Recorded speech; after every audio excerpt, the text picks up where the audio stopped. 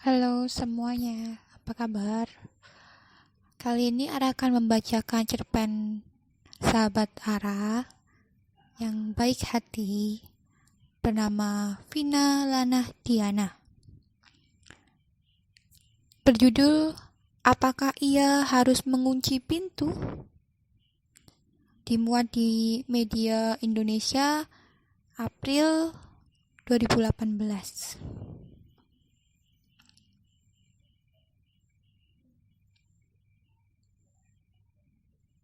Lelaki itu berdiri di depan pintu, menciptakan bayang-bayang dari cahaya yang demikian panjang.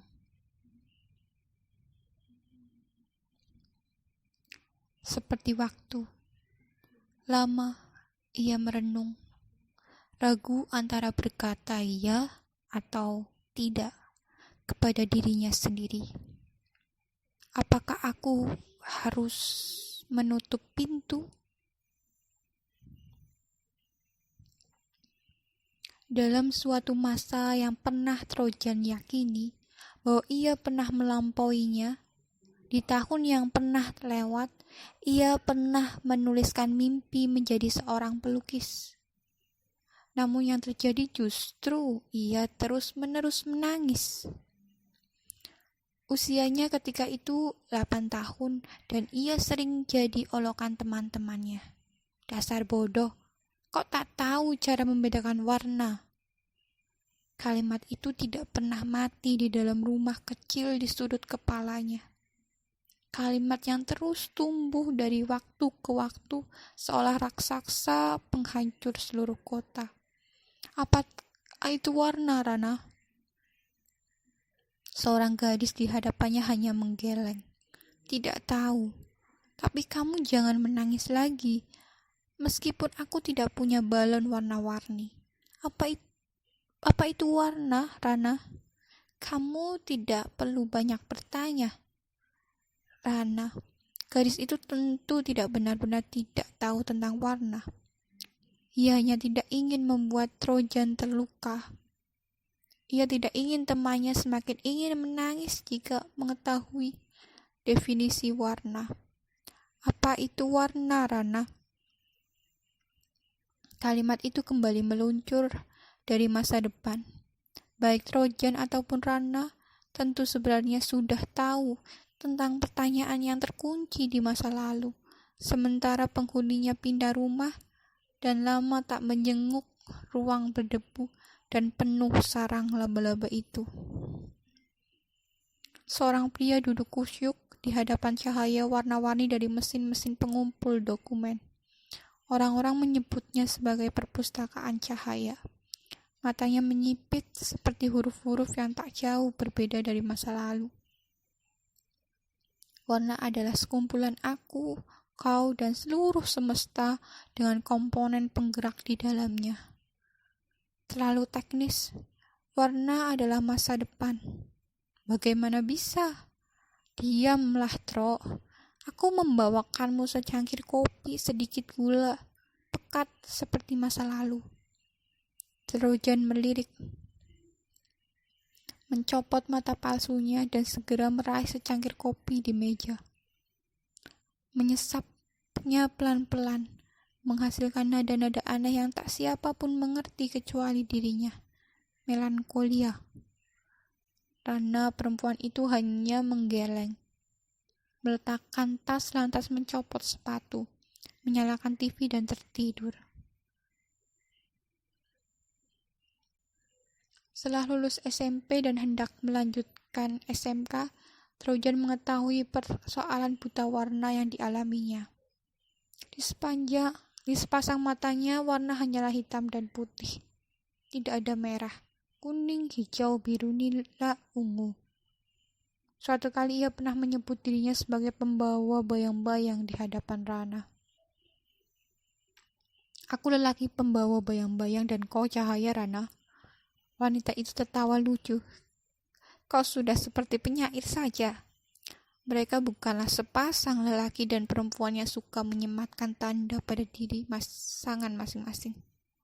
tapi mereka memang adalah sepasang kekasih dan saling mencintai. Suatu yang sangat klise untuk kemudian dibahas, memunculkan pertanyaan-pertanyaan. Pertama, apa itu cinta? Yang kedua, bagaimana perjuangan untuk cinta?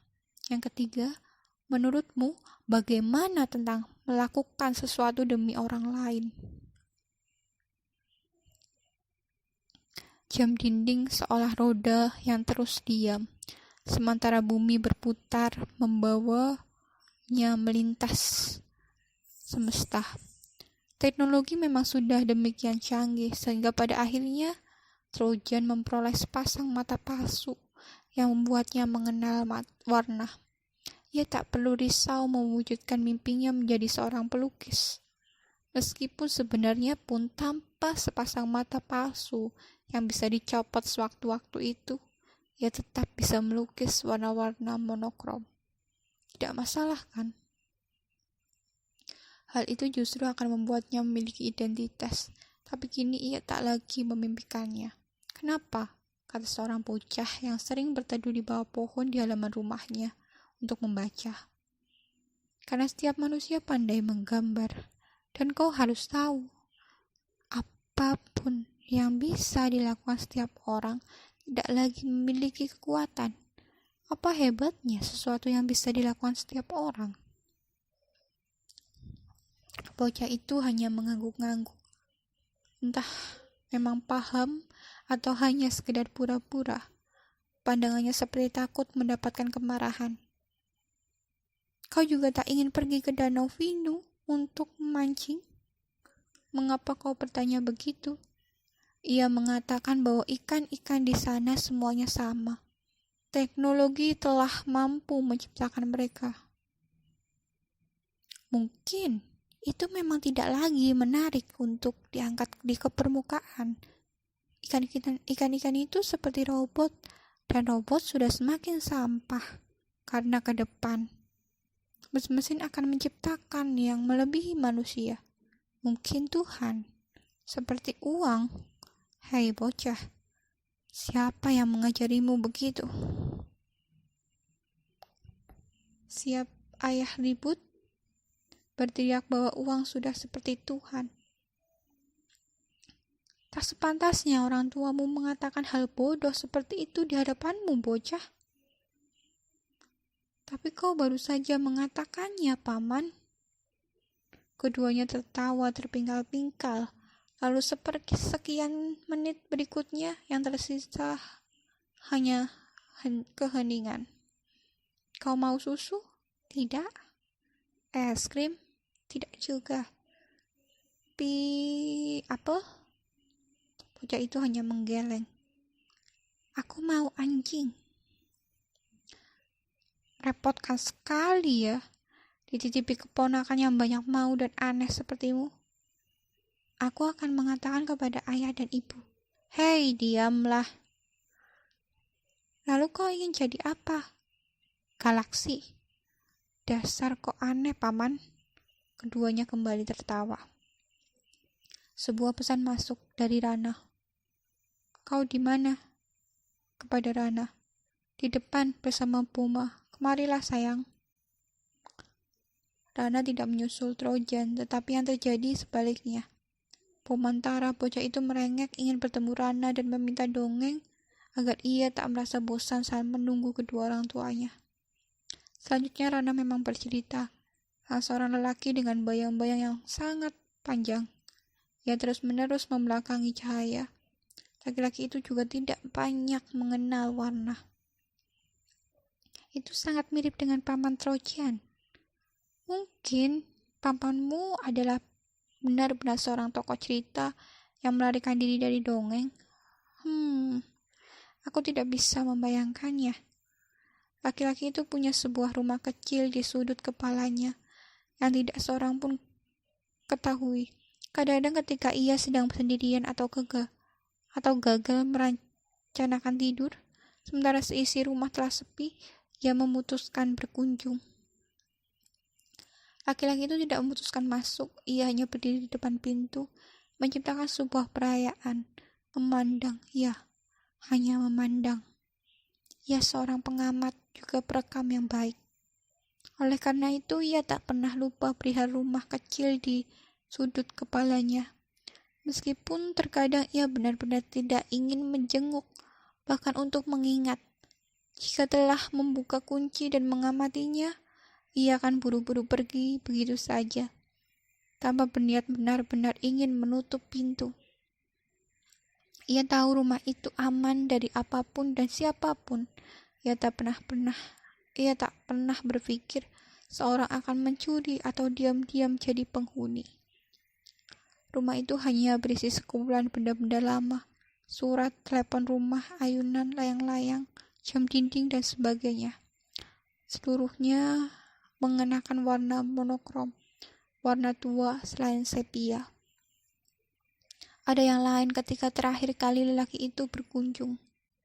Ia tidak hanya berdiri, melainkan duduk, menggoreskan warna-warna pada lembar-lembar kertas, juga dinding dan isinya. Benda-benda itu dibiarkan berwarna sama, monokrom. Warna-warna itu ia beri judul, setiap manusia pandai menggambar, mengenal atau tidak mengenal warna. Ia keluar dan mengunci pintu. Warna itu apa, Rana? Imajinasi. Ya, imajinasi. Vina Lanah Diana ternyata. Vina Lanah Diana lahir dan tinggal di Kendal. Kesehariannya ia menulis sejumlah cerpen. Wih. Selesai.